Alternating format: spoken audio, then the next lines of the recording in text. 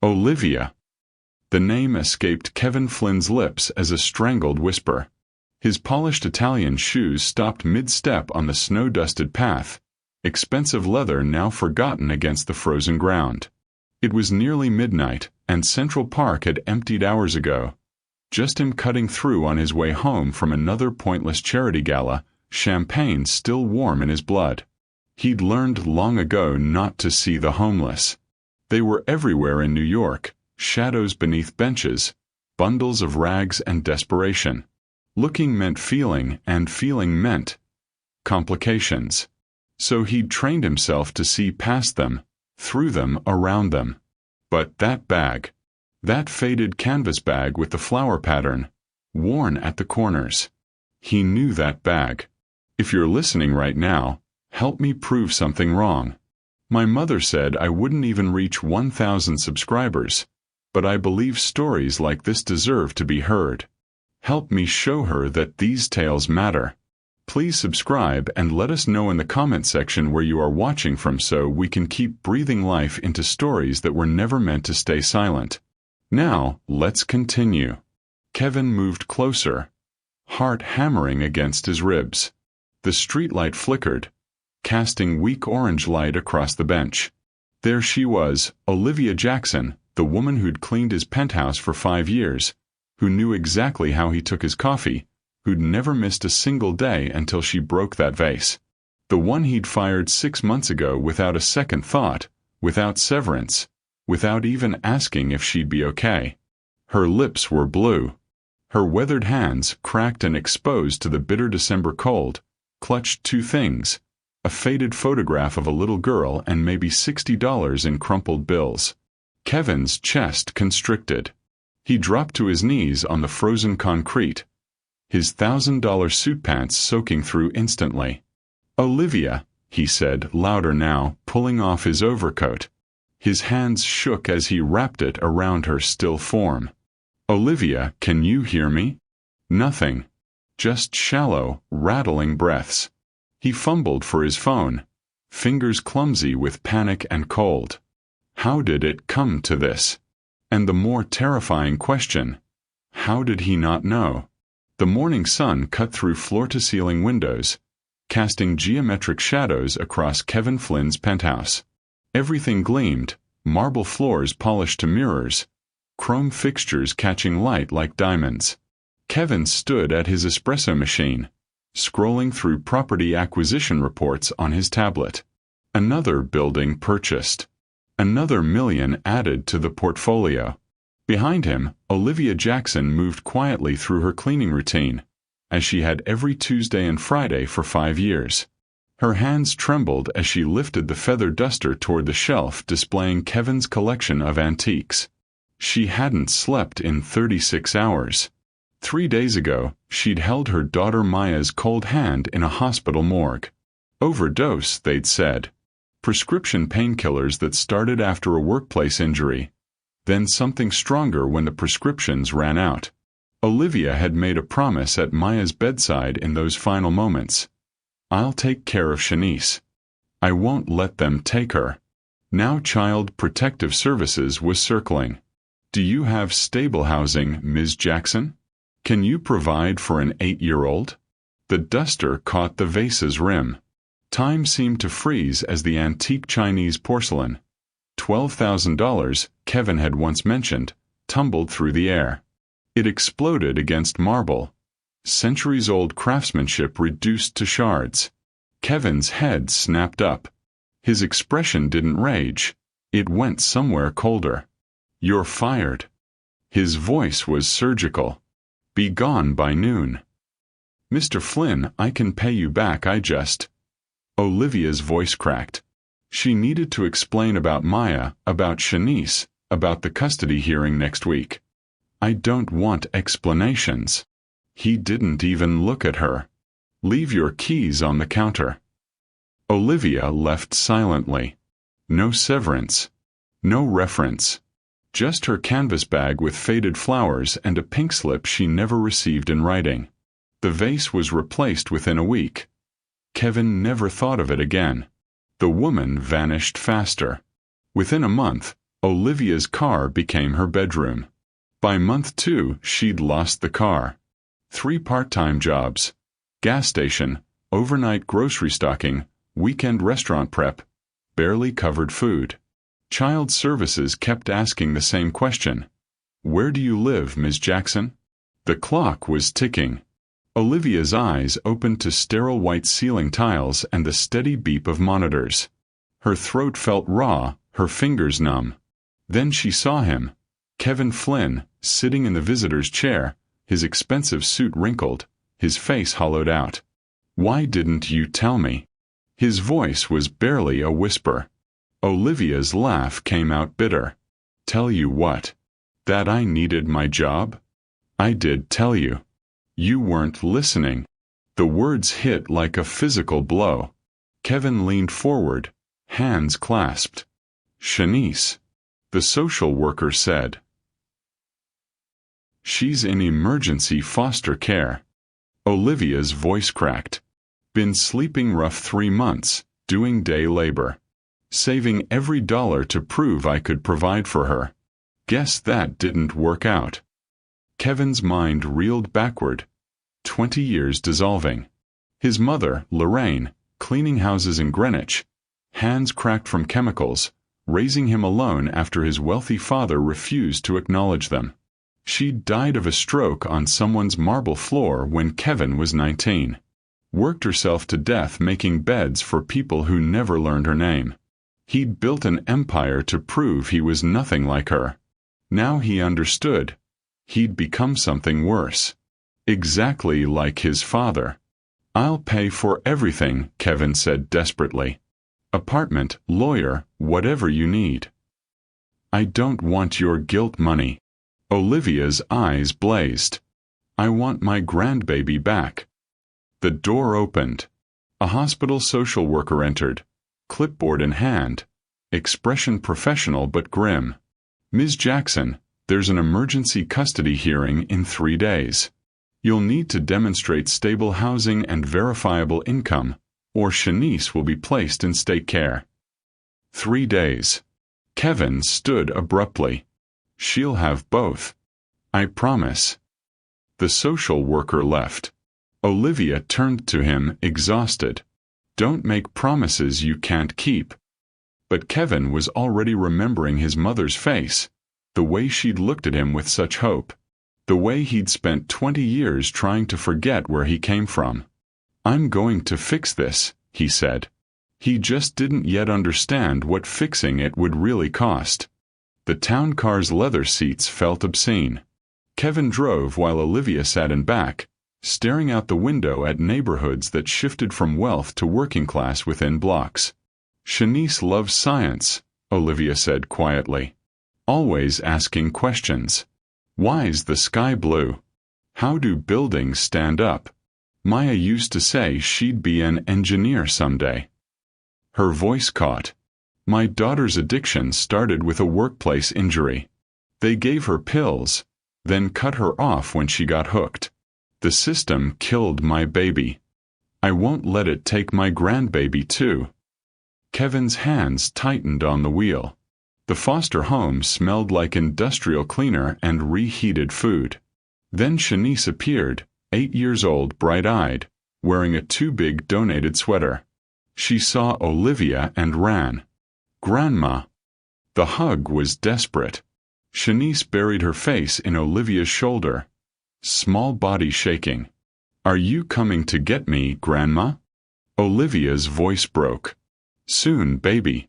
Real soon."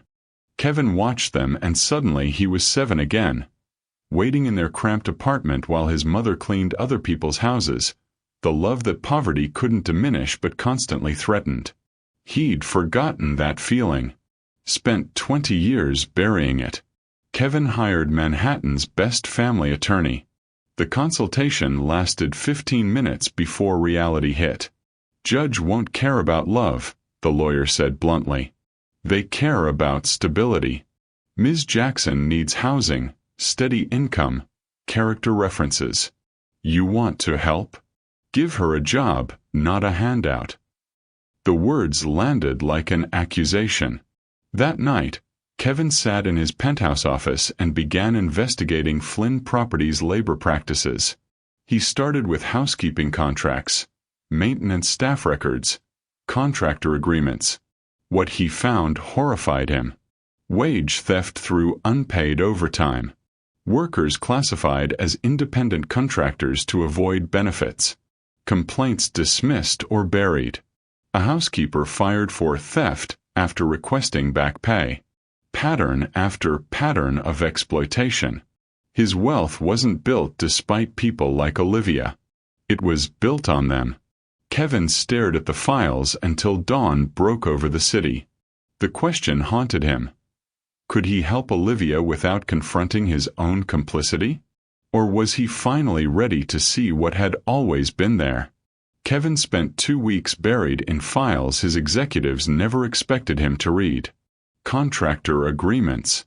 HR complaints. Housing inspection reports marked resolved that were anything but. The truth emerged like rot beneath polished floors. Workers deliberately misclassified as independent contractors. No benefits, no protections. Overtime hours vanished from payroll records.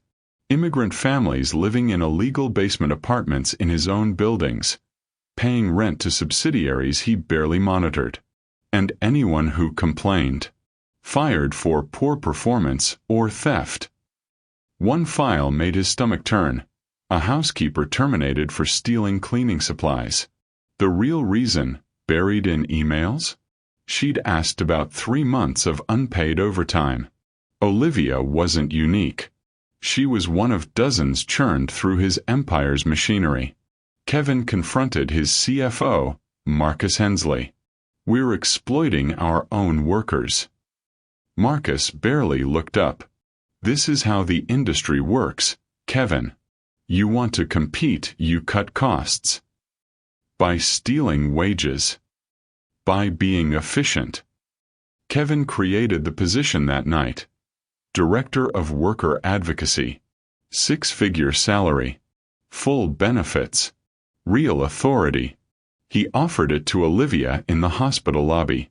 Her eyes narrowed. This another white man's guilt project that'll disappear in 6 months? No. Kevin's voice was steady. "This is me finally doing what my mother would have wanted. And I need someone who knows where the bodies are buried."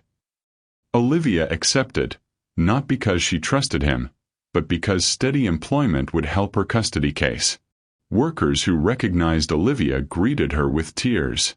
"We thought you were dead," whispered Maria, a housekeeper who'd worked the same buildings for 7 years. Olivia began interviewing them. Every story echoed: invisible labor, stolen wages, impossible choices between speaking up and feeding their children. Kevin watched from his office as she listened, truly listened, to voices his company had spent years silencing. A maintenance worker whose injury went unreported because he feared deportation. A single mother who'd worked 16-hour shifts without overtime pay. An elderly man living in a basement with no heat because complaining meant eviction. His empire had a human cost he'd never calculated. Marcus appeared at Kevin's door. "Your little experiment is making people nervous." "Good," Kevin said. But he saw the warning in Marcus's eyes. His executives viewed Olivia as a threat. They had no idea how right they were. The courtroom felt designed to crush hope. Fluorescent lights, institutional beige walls, a judge's bench that loomed like judgment itself. The state's attorney was efficient and cold. 6 months of homelessness. No permanent address until a week ago. History of family substance abuse. She paused for effect. Ms. Jackson's daughter died of an overdose while under her care. Olivia sat rigid, dignity intact despite her heart shattering. They were using Maya's death as a weapon. Kevin's lawyer rose. "Ms. Jackson is now Director of Worker Advocacy at Flynn Properties. 6-figure salary, employer-sponsored housing, comprehensive benefits. She has demonstrated remarkable resilience." Convenient timing, the state attorney interrupted. Her former employer fires her, she becomes homeless. Then suddenly he creates a position and provides housing right before this hearing? This appears orchestrated to game the system. Kevin stood abruptly. His lawyer grabbed his arm. Don't. But Kevin was already walking to the witness stand. I fired Ms. Jackson unjustly, he said, voice steady. I was cruel and thoughtless. When I found her dying on a park bench, I realized I'd built my fortune on the exploitation of people just like her. Just like my own mother, who was a domestic worker. He looked directly at the judge. This isn't charity. This is accountability. And if this court punishes her for my past failures, then this system is as broken as I was. The courtroom went silent. The judge studied them both, unmoved by emotion but clearly intrigued by facts. She flipped through documents, her expression unreadable. Finally, 60-day review period. Ms. Jackson receives provisional custody contingent upon maintaining employment and stable housing. One violation, and the child returns to state care. Olivia and Shanice embraced in the hallway, both crying. I've got you, baby, Olivia whispered. Kevin watched them, understanding settling over him like weight. This was just the beginning. His phone buzzed. An unknown number. You're making powerful people very nervous. Someone in his company was watching. And they weren't finished. The emergency board meeting felt like an ambush. Marcus Hensley stood at the head of the conference table. Spreadsheets projected behind him like evidence at a trial. Kevin's guilt project is costing us millions, Marcus said. Rehiring workers properly, paying back wages, renovating substandard housing. Our competitors are laughing at us. Board members nodded. Be reasonable, Kevin, one said. This isn't sustainable. Kevin felt the walls closing in. Olivia noticed the locked HR file room on her second week. No one would give her the key. Archive storage, they said. Nothing important. She asked Kevin for his master key. Inside, they found the truth in manila folders and email printouts. Systematic reporting of workers to ICE when they complained. Blacklisting across multiple property management companies. Fabricated theft reports to justify terminations without cause. Then Olivia saw her own name. Her hands shook as she read. CPS report filed on Olivia Jackson, alleging unstable home environment and inadequate supervision of minor grandchild. Dated 6 months ago. 1 week after she'd sent an email to HR inquiring about unpaid overtime. 1 week before the vase. I didn't fire you for the vase, Kevin whispered, horror dawning. Someone wanted you gone, and I was the weapon they used. Marcus had been running this operation for years, protecting profit margins through intimidation and exploitation. Every complaint silenced. Every whistleblower destroyed. Kevin confronted him in his corner office. Marcus leaned back in his chair, almost amused. You want to be a crusader? Fine. His smile was cold. But I'll make sure you lose everything first. Your company, your reputation, everything. Get out, Kevin said. You're done. Am I? Marcus stood. I have allies on the board. Dirt on half the investors. You fire me and they'll remove you. He walked to the door, then paused. Oh, and Kevin. Someone's already called child services again. Questions about whether Ms. Jackson's position is legitimate.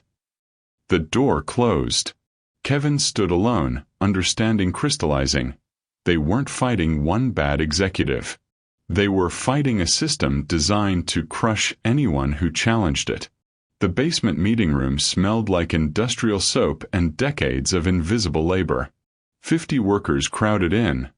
Housekeepers, maintenance staff, building service workers. All the people Kevin had never truly seen. Olivia stood before them, no longer invisible. "They're going to try to silence us," she said. "I've been where you are. Afraid. Invisible. But I'm not invisible anymore. And neither are you." Word spread like fire through dry grass. Within days, workers across all 47 Flynn properties were organizing. Immigrants, black and brown New Yorkers, single mothers working 3 jobs, all demanding what they'd been denied. Back pay for wage theft, safe housing, benefits, dignity. Marcus tried to crush them. Deportation threats. Police called for trespassing. Organizers fired without cause. The workers didn't break. They walked out. 47 buildings. 800 workers. The strike made national news. Kevin's board demanded action. "Break the strike or we remove you." Kevin appeared on television instead. "I built this empire on exploitation. These workers are right. I'm liquidating personal assets to pay every cent of back wages and damages owed." The board called an emergency vote to remove him as CEO. But Kevin owned 60% of company stock. They couldn't touch him. So he did something none of them imagined. He restructured Flynn Properties as a worker cooperative. Employees received ownership stakes and board seats. Real power, not performative gestures. Olivia became VP of Equity. The real estate world reacted with shock and fury. Marcus resigned, but not quietly. He filed complaints with every regulatory agency he could find: Department of Labor, IRS, housing authorities. Investigations and audits designed to bury the cooperative in legal costs and bureaucratic warfare. Kevin's phone buzzed with another anonymous text. Child Services received new concerns about Ms. Jackson's employment. Investigators arriving tomorrow. In his office, Marcus packed his belongings, smiling. The war had just begun. Kevin looked at Olivia. "Can we survive this?" "We have to," she said, thinking of Shanice. "Too many people are counting on us now." Outside, 800 workers waited to see if Hope could survive backlash. The investigations came like coordinated strikes. Department of Labor, IRS, housing authorities, each one demanding documents, depositions, compliance reviews. Media coverage fractured. Some outlets praised Kevin's transformation. Others called it performance. Conservative commentators sneered, "Billionaire cosplays socialism." Progressive critics countered, "Too little, too late." Kevin's wealthy peers stopped returning calls. Then his father emerged, Richard Flynn, whom Kevin hadn't spoken to in 20 years. He appeared on cable news calling his son mentally unstable, and the cooperative a manic episode. The betrayal shouldn't have surprised Kevin, but it did. Social Services reopened Shanice's case. Anonymous tips claimed Olivia was using the child for sympathy, and her position was fabricated. A social worker arrived for a surprise home visit. Olivia was at work. Shanice was with a babysitter.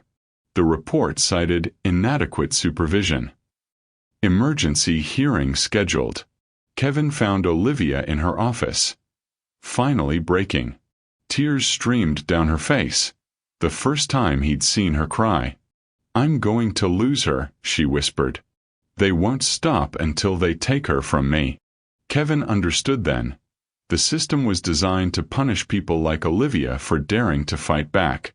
Kevin drove them to the cemetery in Greenwich.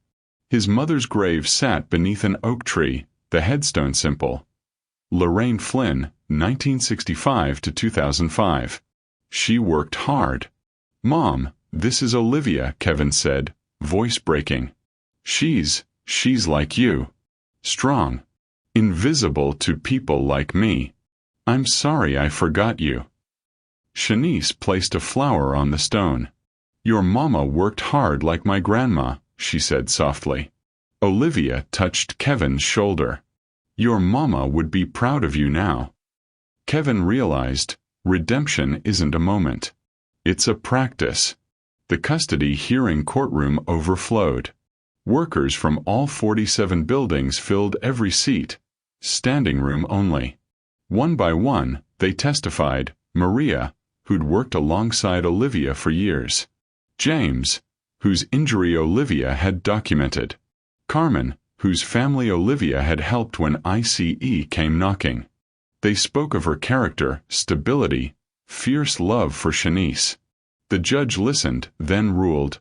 Permanent custody granted to Ms. Jackson. She paused. But the court will be watching. Outside, Olivia held Shanice close. Victory, yes. But fragile. The war wasn't over. 6 months later, Flynn Workers Cooperative was messy, imperfect, but alive. Workers sat on the board, making decisions collectively.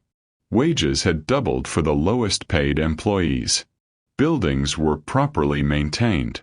Profit margins were thinner, but the business was sustainable. Kevin still owned substantial equity, but no longer had unilateral control.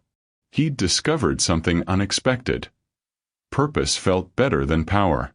Olivia traveled the country now, speaking at labor conferences, helping workers organize. Other companies were watching, some genuinely transforming, others performing change while maintaining old systems. Kevin established the Lorraine Flynn Foundation for Domestic Workers' Rights. Legal aid, emergency housing, organizing support. At the launch, he told his mother's story publicly for the first time. The room went silent as he spoke of her death, alone on someone else's marble floor. Shanice was thriving at 9. Stable school, real friends, constant questions about how buildings stood up and bridges stayed strong. She wanted to be an engineer. One evening, Kevin joined them for dinner in their modest apartment. Shanice looked up from her homework.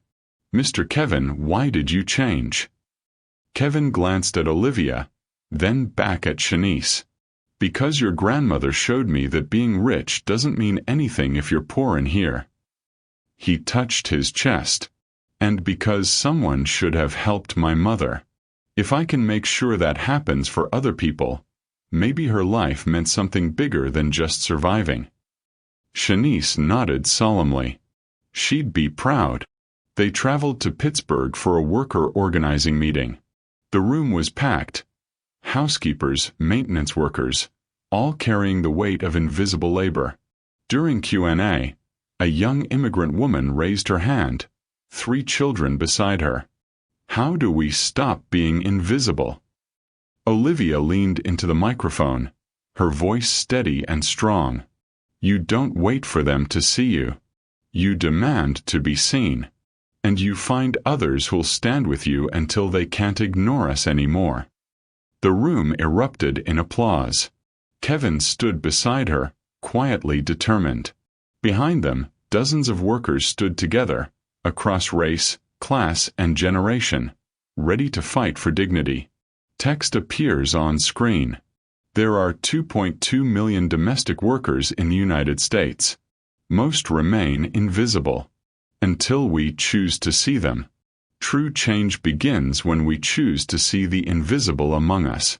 This story honors the 2.2 million domestic workers whose labor sustains our comfort, yet whose dignity we often overlook. May we all have the courage to demand justice and stand in solidarity. Thank you for watching this story to the end. If you enjoyed this story, let me know in the comment where you are watching from, because tomorrow I will be giving you another beautiful story just as interesting as this one, and you don't want you to miss it for anything.